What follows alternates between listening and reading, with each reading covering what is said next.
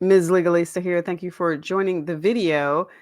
Okay, so this one, I mean, some of these feel really bad, and then some of these feel really bad. This is one of those ones that just, I was listening to this, I just felt really bad. Like this could be anybody's grandparent, great aunt, senior, relative, retired neighbor that this happens to. Let me bring this up so that you can take a look at it and feel as bad as I felt. And this is only part one.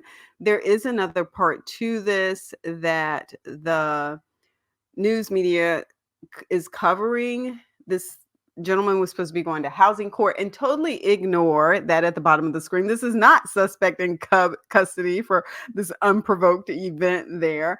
But let me go ahead and turn this on so that you can hear what's going on about this person who's being evicted from this home that he has been in for decades. Well, a 90-year-old man in Brooklyn is fighting to stay in his home. He purchased it more than 50 years ago, long before the Barclays Center was built just blocks away. But now he's facing eviction after he says the deed to his house was stolen by fraudsters. He either has to prove that he is the rightful owner or get out. Eyewitness News reporter Tanya Rivero is live in Park Slope with the story. Tanya. Now, before Tanya starts, let's take a look at the signage there behind Tanya. This person's like, help, help, help. It says deed theft, elderly owner facing eviction. Your involvement is needed. Scan to help, and they have a QR code there. I've told you to be wary of QR codes when you don't know who they're coming from. This says the system failed him and the bank foreclosed. Let's go ahead and see what Tanya has to say. Well, Liz, David, Ray Cortez came to this country from Peru in the 1950s. He worked hard to achieve the American dream of buying his own home to raise his family in. And now in his sunset years, he is in danger of losing that home.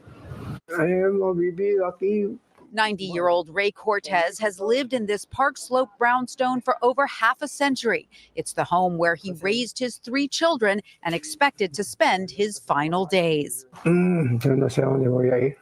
But instead, he will be in housing court tomorrow, threatened with imminent eviction because the current deed shows someone else as the owner.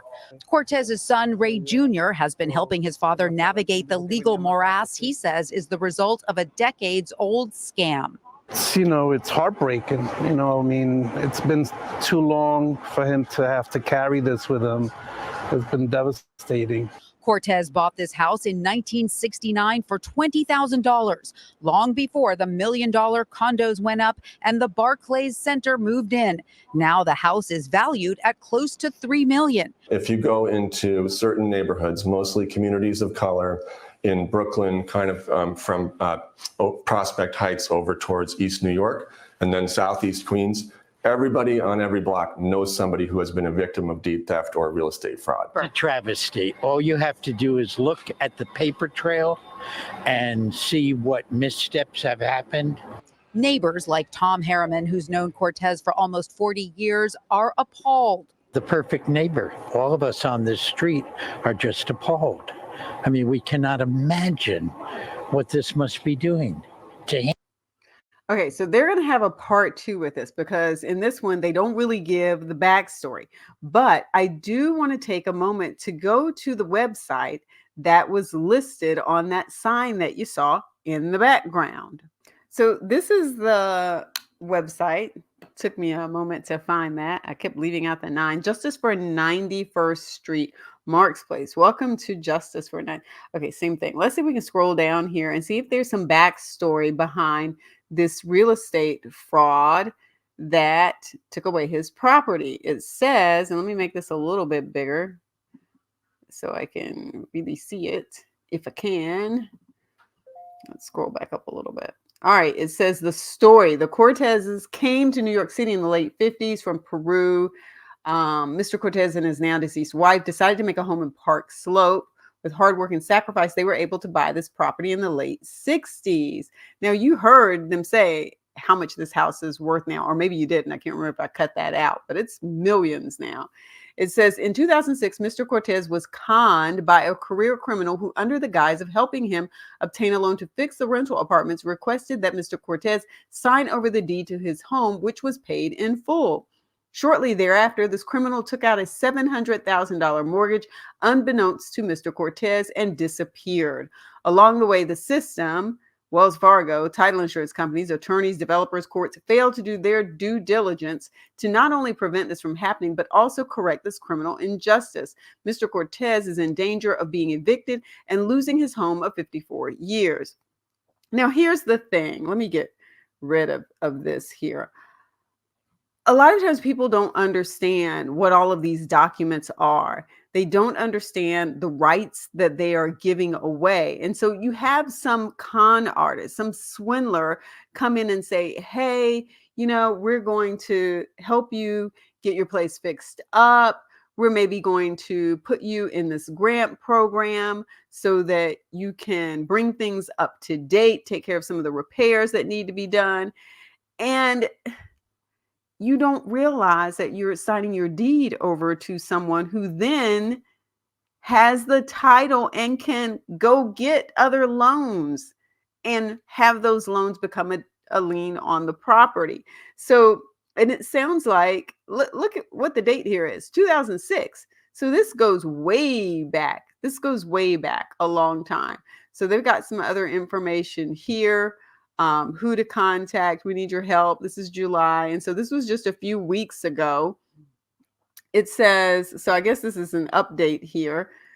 Good evening. Hope everyone is in good health, surrounded by loved ones. It's been a minute since an update was posted. To be honest, nothing much has transpired until recently. The case in Supreme Court unbelievably was dismissed. The attorneys are in the process of filing an emergency appeal.